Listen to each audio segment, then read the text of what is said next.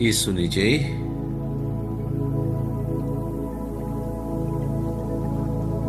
આ સુંદર સવારે આપણે પ્રભુની આગળ આવ્યા છીએ પ્રભુના વચનો સાંભળવા માટે, પ્રભુની વાત સાંભળવા માટે. એ બદલ પ્રભુનો પુષ્કળ આભાર માનીએ. આ સુંદર નવું જીવન આપીને પ્રભુએ આપણને ધન્ય કર્યા છે અને આ દિવસ દરમિયાન પ્રભુ આપણી સાથે ઘણા સારા કાર્યો કરનાર છે. આપણી જે કંઈ તકલીફો છે એમાંથી આપણને બહાર કાઢનાર છે. આપણા માટે હંમેશા સારું કરી રહ્યા છે. પણ ઘણીવાર જીવનમાં તકલીફ આવે ત્યારે એ સમયે આપણે દ્રઢ રહેવાનું છે વિશ્વાસમાં, અને પછી જોઈશું કે પ્રભુ આપણા જીવનમાં કેટલા સુંદર સુંદર કાર્યો કરે છે. આપણને બધી તકલીફોમાંથી બહાર કાઢનાર એ આપણા પિતા પરમેશ્વર ઉપર આપણે વિશ્વાસ કરીએ અને આપણો દિવસ શરૂ કરીએ. વલાવો, આજનું સુંદર વચન આપણે લઈએ અને સૌથી વચન સારું છે બીજો કોરિન્થ 5મો અધ્યાય અને 17મી કડી. બીજો કોરિન્થ 5મો અધ્યાય એની 17મી કડી. જ્યારે કોઈ વ્યક્તિ ખ્રિસ્ત સાથે જોડાય છે ત્યારે તે નવું સર્જન બની જાય છે. જૂનું ચાલ્યું ગયું છે, નવું આવ્યું છે. આ બીજા કોરિન્થ 5મો અધ્યાયની 17મી કડીમાં સંત પાઉલ આપણને બહુ સુંદર રીતે વાત કરે છે કે જ્યારે આપણે ખ્રિસ્તમાં વિશ્વાસ કરીએ છીએ ત્યારે આપણામાં પરિવર્તન આવે છે, આપણો સ્વભાવ બદલાઈ જાય છે. તેનો અર્થ એ છે કે જ્યારે તમે ખ્રિસ્તને સ્વીકારો છો ત્યારે તમારી જૂની જીવનશૈલી, તમારામાં રહેલો પેલો અપરાધ ભાવ, તમારામાં રહેલી પેલી ભૂતકાળની ભૂલો, ભૂતકાળના પાપો અને આ બધી જે નકારાત્મક બાબતો છે બધું ધોવાઈ જાય છે અને તમને સંપૂર્ણપણે નવી આધ્યાત્મિક ઓળખ અને નવો એક હેતુ મળે છે. Praise the lord. આ જે થાય છે આપણા જીવનમાં એ ફક્ત ને ફક્ત એક બાબતને લીધે થાય છે. જો આપણે સંત પૌલ કહે છે પ્રમાણે, તમે જો ખ્રિસ્તમાં માનતા હોય, એમનામાં વિશ્વાસ કરતા હોય, બસ આટલું જ કરવાનું છે. આપણે જે વારે વારે જે વાત કરીએ છીએ જેથી આપણા મનમાં એ બાબત ઠસી જાય કે આપણે ફક્ત ને ફક્ત ઈશ્વરમાં વિશ્વાસ કરવાનો છે, એમનામાં આશા રાખવાની છે. આપણે જે મુખ્ય વિષય લઈએ છીએ અને ઘણા દિવસોથી આપણે એને ઉપર વચનો વાંચીએ છીએ અને આની સમજૂતી લઈએ છીએ, અને એ છે મન એક યુદ્ધ ભૂમિ.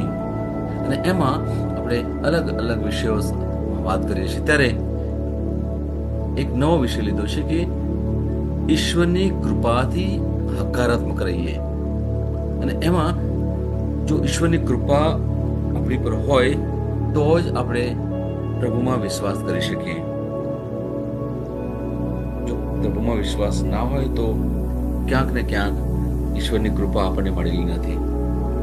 અને જો તમને કૃપા મળી હોય તો તમે માનજો કે તમારામાં પેલો વિશ્વાસ જે છે, તમારામાં જે પેલી આશા રાખવાની જે એક સ્વભાવ છે કે આ બહુ જ ઉત્તમ છે.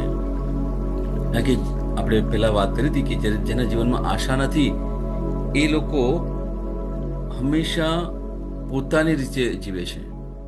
એ લોકો ઈશ્વરમાં વિશ્વાસ નથી કરતા.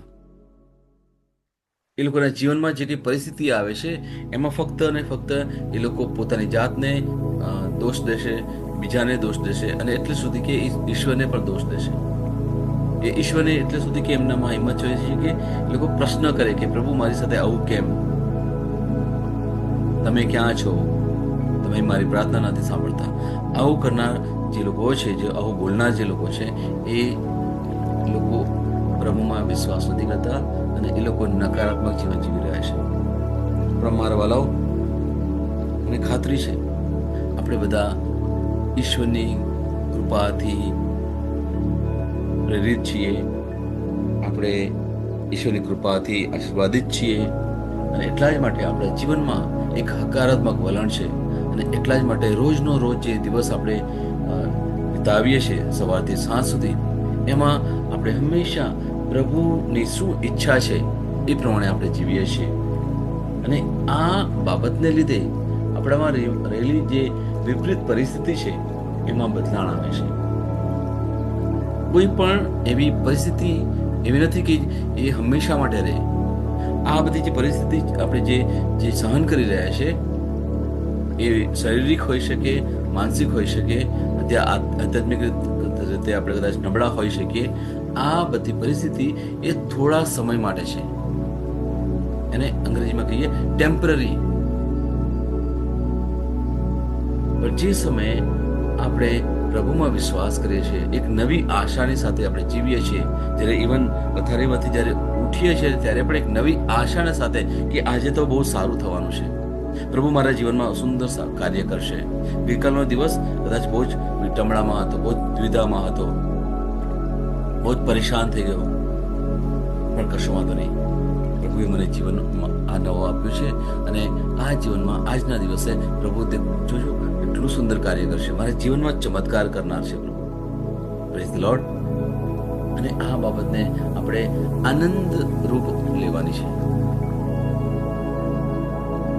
આપણે એક વચન પણ વાંચ્યું હતું જે અંગ્રેજીમાં કહે છે જેમ્સ ચેપ્ટર 1:2 અને એને ગુજરાતીમાં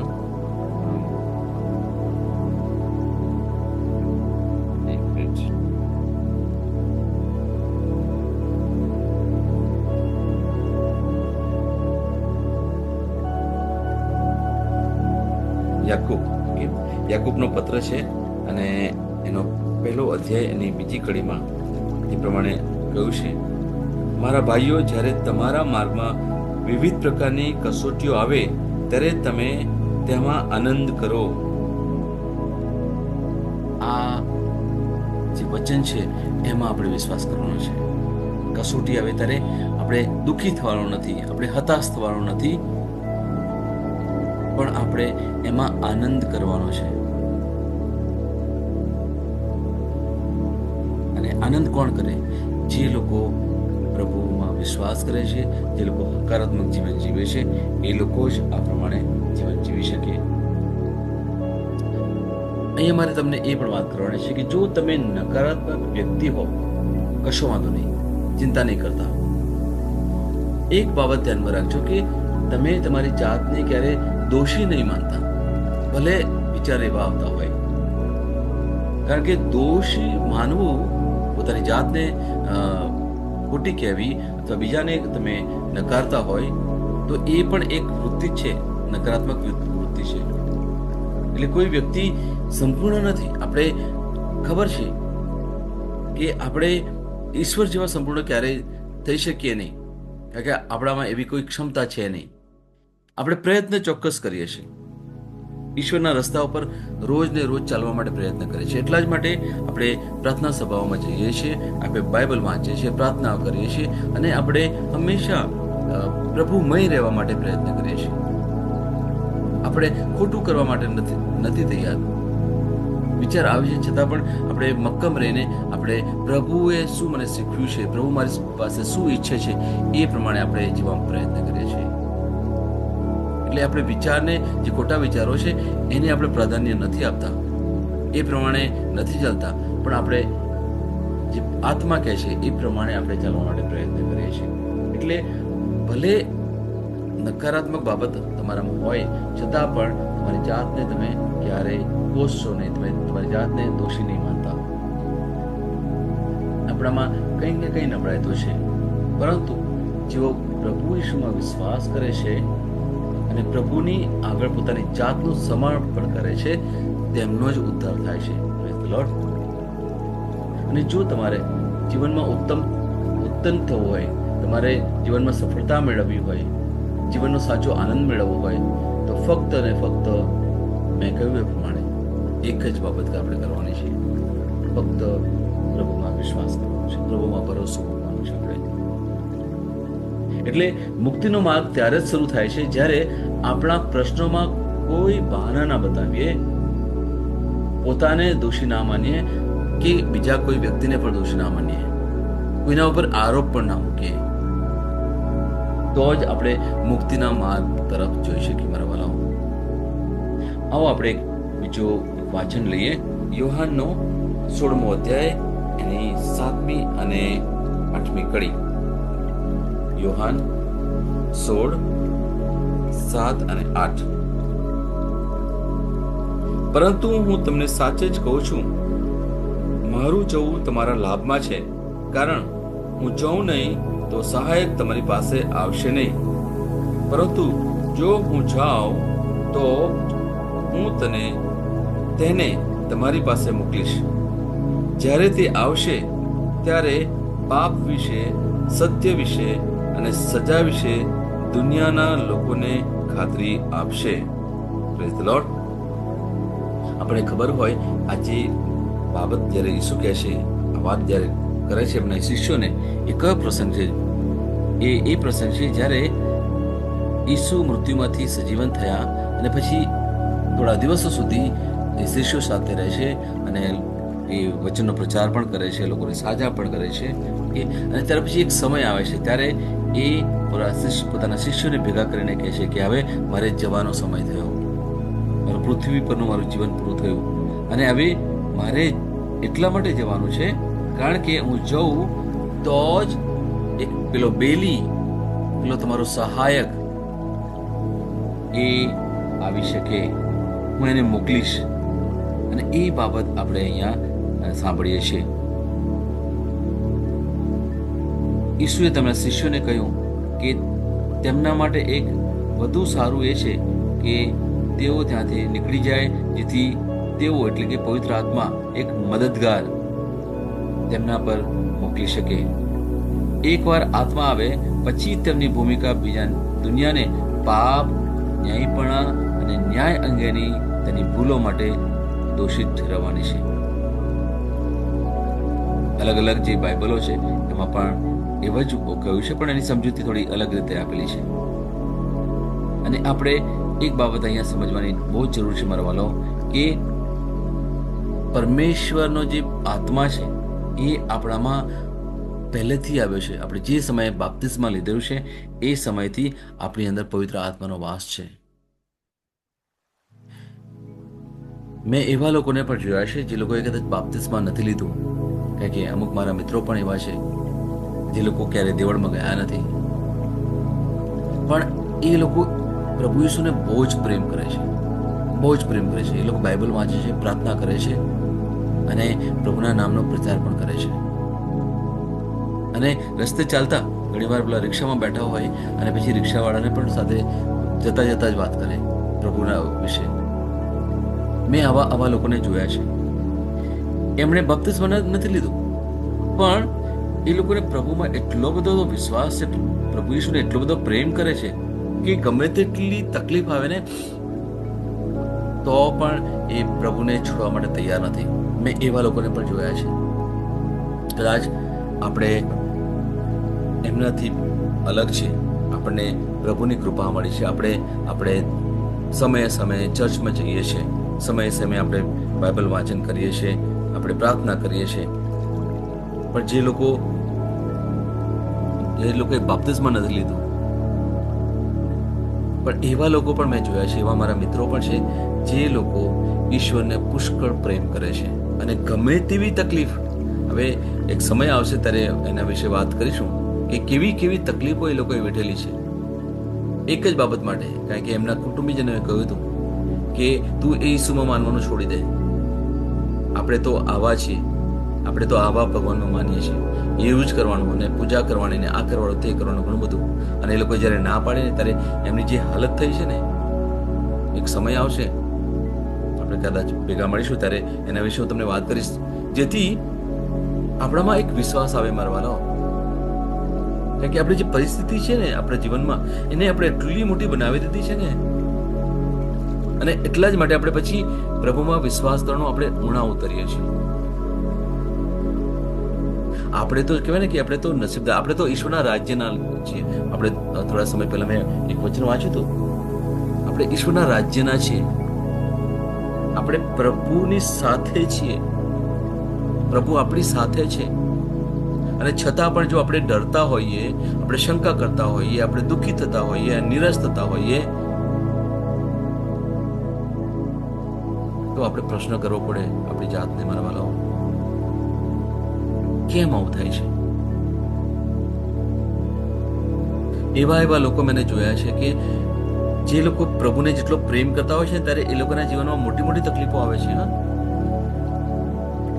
જે પ્રભુના નામનો પ્રચાર કરતા હોય ને એ લોકોએ કેટલું સહન કરવું પડે છે, તમે જુઓ તો તમને ખબર પડશે એમના જીવનમાં કેવી તકલીફો આવે છે. એટલે સુધી કે એમની પાસે નાણાંની તકલીફો હોય છે, શું ખાવું એ લોકોને ખબર નથી પડતી, કેમનું આગળ વધવું ખબર નથી પડતી, લોકો કેટલો વિરોધ કરે છે એમનો. એ લોકો શું કરે છે? ફક્ત ને ફક્ત પ્રભુને પ્રેમ કરે છે, દુનિયાને પ્રેમ નથી કરતા, કોઈ પરિસ્થિતિને મોટી નથી કરતા, પણ જે પ્રભુના પ્રેમને મોટી કરે છે, પોતાના વિશ્વાસને મોટો કરે છે. એટલે સુધી કહે છે કે પ્રભુ, એક સમય મારી પાસે કશું પણ નહીં હોય ને છતાં પણ હું તમારા ઉપર વિશ્વાસ કરું છું, હું વિશ્વાસમાં ઊણો નહીં ઉતરું. એવા લોકો પણ આ દુનિયામાં છે મારા વાલાઓ.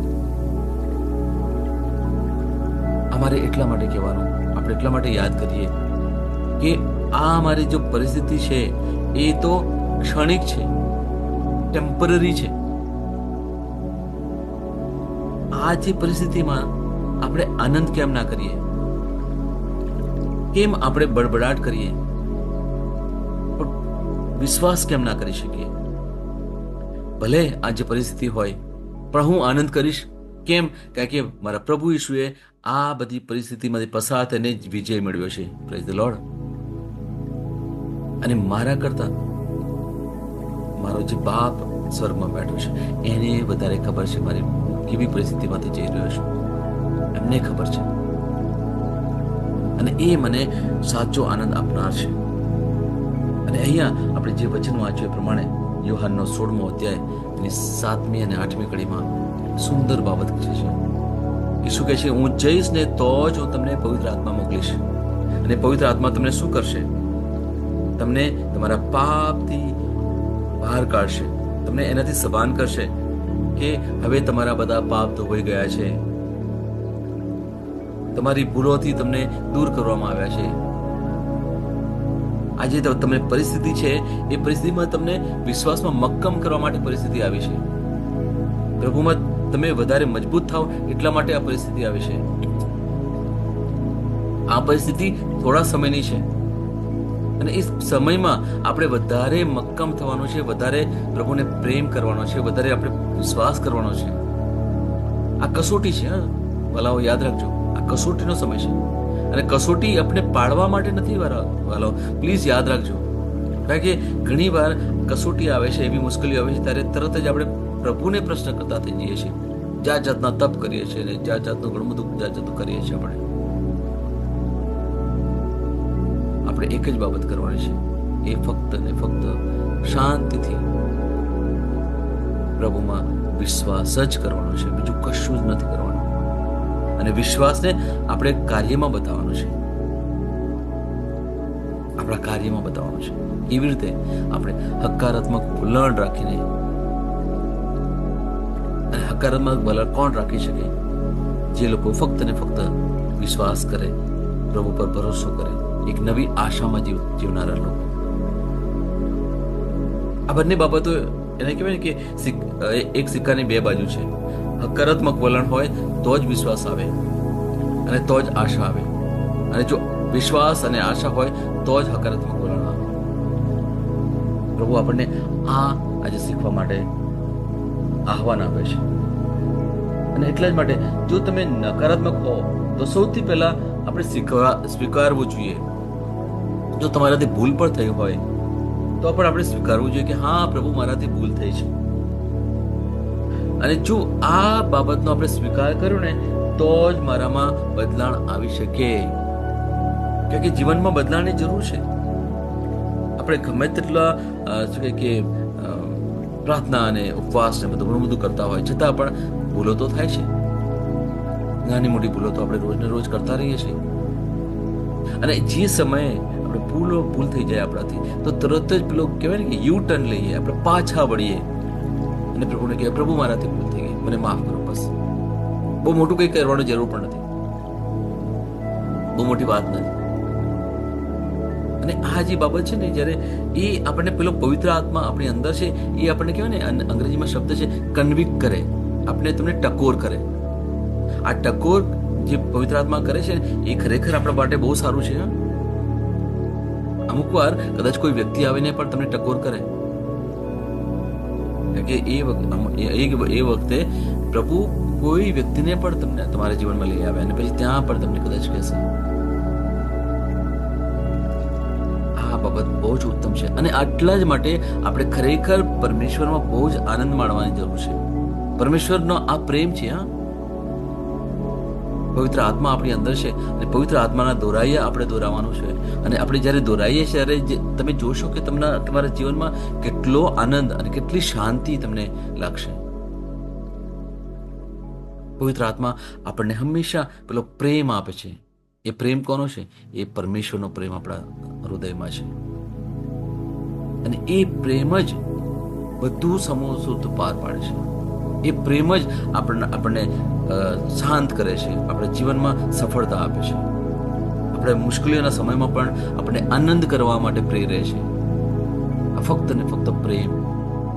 જીવન છે, ઉતાર ચઢાવ તો આવશે જ. અને એ બાઇબલ પણ એ જ કહે છે કે જો તમે મારામાં માનતા હોય તો મુશ્કેલી તો આવશે, હાડમારી તો આવશે જ. પણ તમે એ મુશ્કેલી યા હાડમારી બેઠો એ પહેલા તો મેં બધું સહન કરી દીધું છે. Praise the lord. એટલે પ્રભુ ઈસુએ તો આપણને એક ઉત્તમ ઉદાહરણ પૂરું પાડ્યું છે મારા વાલાઓ. એટલે જ્યારે પણ એવી પરિસ્થિતિ આવે ને ત્યારે પ્રભુ ઈસુના જીવન વિશે તમે વિચારજો. તમે બાઇબલ તમે ખોલીને જોશો ને, જે ચારે ચાર ગ્રંથ અને પછીના જે યોહાનના પત્રો અને પિત્તરના પત્રો અને એ બધા પત્રોમાં તમે જોશો ને કે ત્યાં ઈસુ કેવી રીતે જીવન જીવેલા, એમના જીવનમાં કેવી કેવી હાડમારીઓ આવેલી, કેવી કેવી પરિસ્થિતિમાંથી પસાર થયેલા. જેને પ્રેમ કરતા હતા એવા લોકો પણ છોડીને જતા રહેલા. જો તમારા જીવનમાં કંઈક એવો પ્રસંગ પણ બન્યો હોય તો આપણે જે જીવન જીવીએ છીએ ને મારા લોકો, અને જે કઈ પરિસ્થિતિમાંથી પસાર થઈ રહ્યા છે ને, એ પરિસ્થિતિ આગળ પ્રભુની જે પરિસ્થિતિ હતી એની આગળ આપણે કશું જ નથી. એક કહેવાય, એક ને કહેવાય 1% પણ ના કહેવાય, 1% પણ ના કહેવાય.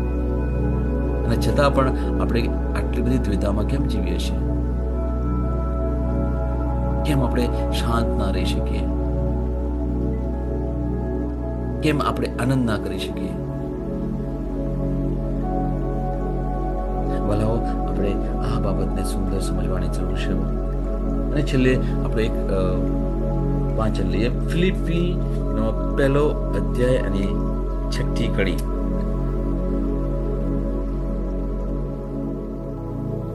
મને ખાતરી છે કે તમારામાં સારા કાર્યની શરૂઆત કરનાર ઈશ્વર ઈસુ ખ્રિસ્તના આગમનના દિવસ સુધી તે કાર્યને સંપૂર્ણ કરતા જશે. Praise the lord. આ પણ પોલ બહુ સરસ રીતે વાત કરે છે. શું વાત કરે છે આપણને? કે એક વાતનો ભરોસો આપણને આપે છે કે જે પરમેશ્વર તમારામાં સારું કાર્ય કરે છે એ ઈસુ ખ્રિસ્ત આપણા જીવનમાં પૂર્ણ કરશે. જેમની જે યોજનાઓ છે એ પૂર્ણ કરશે, આપણને સાચો આનંદ આપનાર છે. જે પ્રભુ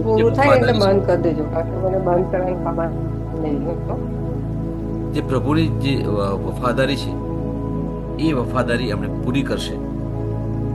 કે માનવીય પ્રયત્નોને બદલે પ્રભુ જે શરૂ કરે છે તે પૂર્ણ કરવાની તેમની ક્ષમતા પર સંપૂર્ણપણે ધ્યાન કેન્દ્રિત કરવામાં આવે છે. તે વિશ્વાસીઓને યાદ અપાવે છે કે આધ્યાત્મિક વિકાસ પ્રભુની કૃપાથી ટકી રહે છે. Praise the lord. અને આ બાબત આપણે આપણા જીવનમાં યાદ રાખીએ અને આપણું જીવન પ્રભુમય જીવવા માટે પ્રયત્ન કરીએ. Praise the lord.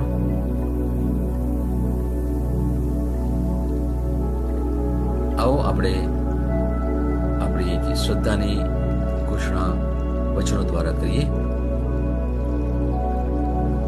તમે એ રીતે બોલો કે અર્થપૂર્ણ રહે. ચોથો દિવસ, વિશ્વાસ ઘોષણા. હું જાહેર કરું છું કે પ્રભુએ મારા હૃદયમાં મૂક્યું છે તે બધું પૂર્ણ કરવામાં મોડું થયું નથી. મેં મારી તકની બારી ગુમાવી નથી. પ્રભુની કૃપા મારા જીવનમાં છે તે અત્યારે મને તૈયાર કરી રહ્યા છે. તેમણે તેમની યોજના અને હેતુને સિદ્ધ કરવામાં મને મદદ કરવા માટે કૃપા કરી છે. આ મારો સમય છે, આ મારી ક્ષણ છે. હું આજે તેને પ્રાપ્ત કરું છું. આ મારી ઘોષણા છે. દૈવી સ્વાસ્થ્ય કબૂલાત. મારી પાસે દૈવી પ્રમાણિકતાનો સ્વભાવ અને શાશ્વત જીવન છે. એ જ પવિત્ર આત્મા કે જેમણે ઈસુમાં કામ કર્યું હતું તે આજે મારામાં કાર્ય કરી રહ્યા છે. જેના કારણે હું આરોગ્ય, સમૃદ્ધિ સાથે શાંતિ અને શાશ્વત સફળતામાં શાસન કરું છું. મારામાં દિવ્યતા કામ કરે છે. આમેન. હું જે પણ ઈસુના નામ પર બોલું તે થશે જ. હું મજબૂત છું, હું તંદુરસ્ત છું, હું ધન્ય છું, હું સમૃદ્ધ છું, હું શક્તિશાળી છું, હું અભિષિક્ત છું, હું મુક્ત છું, હું પ્રભુનો વિશ્વાસી છું, હું પ્રભુ અને મનુષ્ય દ્વારા પ્રિય છું. હું જે જોઉં છું તે નથી બોલતો, પણ જે જોવા માંગુ છું તે બોલું છું. હું એક અવિભાજ્ય બીજ છું. હું મારા પ્રભુના ઘરમાં સારી જમીન પર રોપાયો છું. હું મારા ઈશ્વરની વાડીમાં નારિયેળના ઝાડની જેમ ફૂલું ફાલું છું. હું ખરા સમયમાં મબલક પાક આપું છું. હું પ્રભુમાં તાજા લીલા વૃક્ષો જેવો છું. હું વૃદ્ધાવસ્થામાં પણ ફળધારક રહીશ. મારા પાન કદી નહીં કરમાય. હું જે પણ પ્રભુ ઈસુના નામમાં કામ કરીશ તેમાં સફળ થઈશ. ઈસુના નામમાં વસ્તુઓ હંમેશા મારા માટે કામ કરી રહી છે.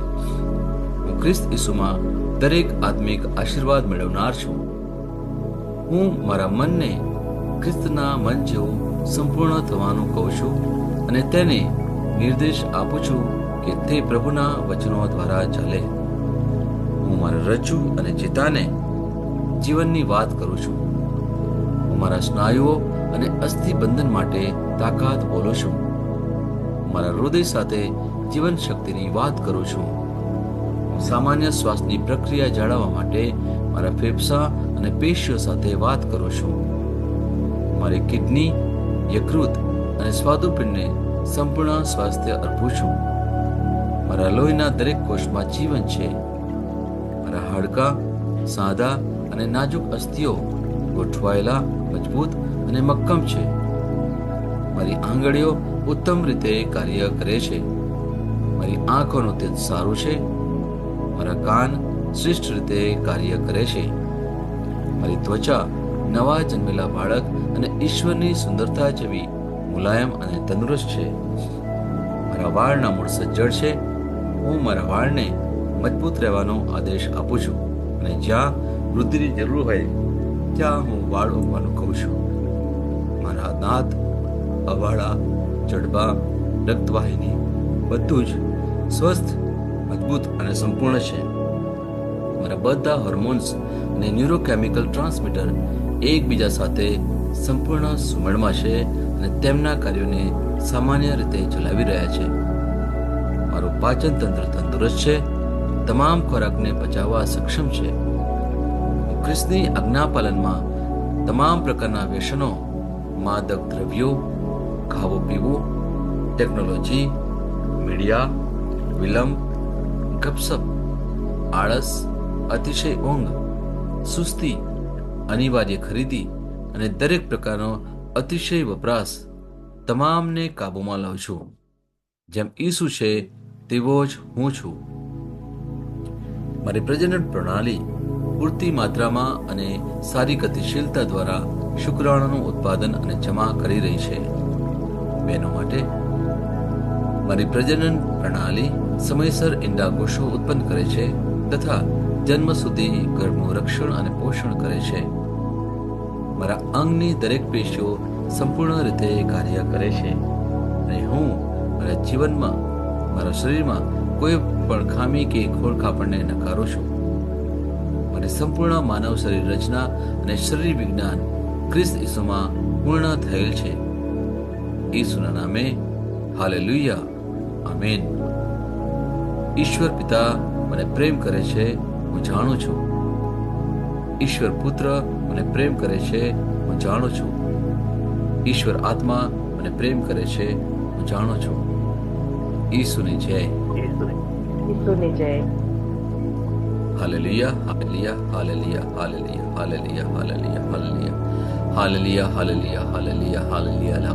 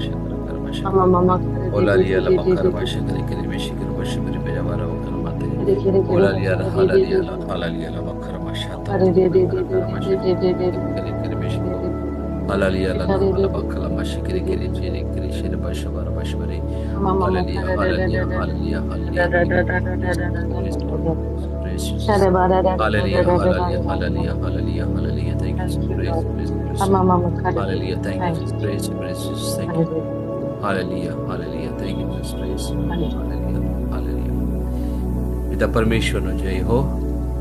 પિતા પરમેશ્વરનો જય હો. પ્રભુ ઈસુનો જય હો. પ્રભુ ઈસુનો જય હો. પવિત્ર આત્માનો જય હો. પવિત્ર આત્માનો જય હો. પવિત્ર ત્રૈક્યનો જય હો. પવિત્ર ત્રૈક્યનો જય હો. ઈસુની જય. ઈસુની જય.